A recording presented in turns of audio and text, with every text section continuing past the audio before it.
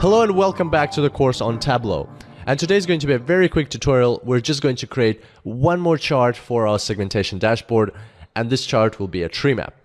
This tree map will be working with the job classification variable in our data. So let's go ahead and create a new tab. We will call this tab job classification, and now we will start creating our tree map. So let's take job classification, drag it into our workspace, and let's take a number of records and drag it into our workspace. Now if we use the show me functionality, we can select tree map from here, and once we do that, you can see a tree map has appeared. It is funny how it's called a tree map. I know it's actually boxes. There's no trees here, but nevertheless it's a tree map.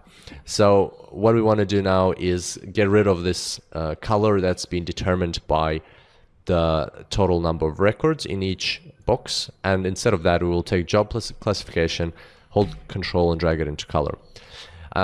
So that's our tree map. Let's just make it look good now. To start off with, we'll right click somewhere here and we'll click format, change this to 12 and bold, and now I also would like to change the colors.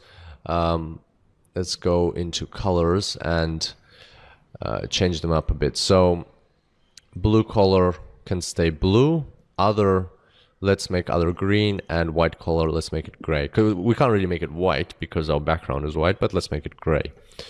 So there's our tree map, and now we'll just save our worksheet, and that's pretty much it. That's how you create a tree map. They're pretty easy to create. What else you could do? You could drag this into labels as well if you wanted to, but we're not going to do that at this stage. So we're done with all of our worksheets, which is great. In the next tutorial, we will finally start creating our super powerful dashboard. I look forward to seeing you then, and until next time, happy analyzing.